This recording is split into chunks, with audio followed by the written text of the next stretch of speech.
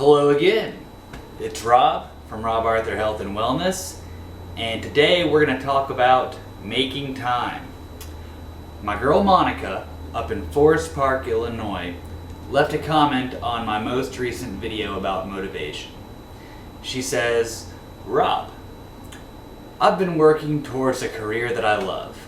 I've got this job and I'm really enjoying it and I'm really trying to give it my all. The problem is I find myself putting in hours and hours behind a desk." Now, I know that dieting is not the right approach, but I still want to prioritize my health. So how do I balance prioritizing my health with prioritizing my career? Do I need to reevaluate things, or can I do these things both at the same time? And truthfully, that's a really good question, Monica. It's an issue that a lot of people deal with. I hear about it at work a lot, and people keep bringing this up. They say, "Oh, I don't have time for this. Oh, I don't have time for that." And although I don't think that you're saying I don't have time, which I really respect, I hate it when people say they don't have time. I'll get to that. I'll get to why I hate that phrase, but I don't think that you're going to have to make a decision between health and career. There are ways to pursue both. You're absolutely right that going on a diet is not the best way to go about things. It's not sustainable, and it focuses too much on doing things right or wrong instead of just living a healthy lifestyle. So, the first step is to get your eating habits dialed in. Eating habits, not diet. Although I could go on and on about eating habits and what could or could not be considered healthy, 95% of the time, for most people, a good rule of thumb to follow is green face. Everything that you eat should be classified as either green or being a colorful fruit or vegetable. An emphasis on green vegetables like broccoli, kale, spinach, Brussels sprouts. Or the food should fall under face, as in a dead animal or a quality source of protein. Now, some individuals may need to move this one way or another or make changes to fit their own specific goals or needs, but that rule of thumb should work well for most people. Also, you'll want to stick to plain water, black coffee, maybe with a little bit of creamer if you want, or unsweetened tea. If you follow those guidelines, you'll be light years ahead of most people.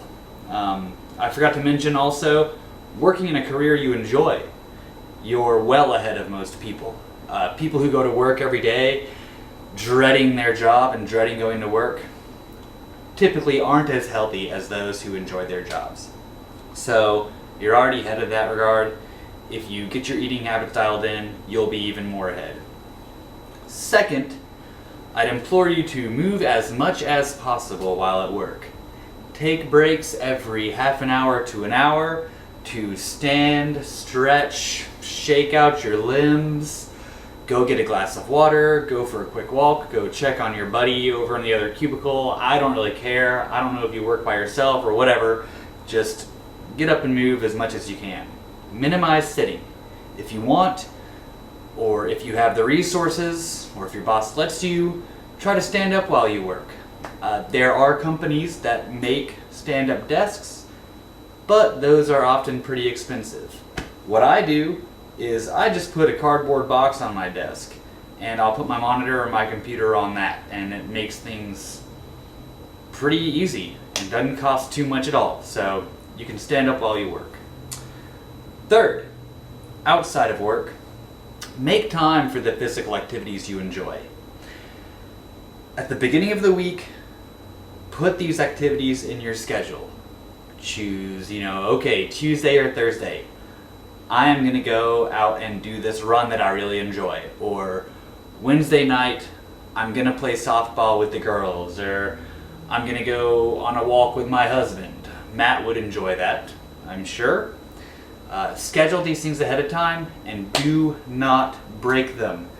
Do not break these appointments. If you absolutely have to break your appointment, then try to reschedule it as soon as you can, or try to replace it with something that takes a little bit less time. Now, if you still feel as though you don't have the time and you don't know where you're going to schedule these things into your calendar, then I would say over the course of the next week, keep a journal of all of your activities. Write down what you do and how much time they take. Do this for everything. At the end of the week, review your journal and just recognize that everything you wrote down, you prioritized more than doing a physical activity. Plain and simple. Now, there are going to be things on that list that absolutely should be prioritized. Taking care of your kids, for instance, or making sure that there's food on the table for your family, stuff like that. Certain things definitely take a priority over going for a bike ride. You know, that's life. I understand. However, I'd venture to guess most people are going to be able to find some things on their time logs that they may look at it and think, you know, do I really need to devote 2 hours to Netflix or 30 minutes to Facebook? I'd imagine most people will be able to find things like that.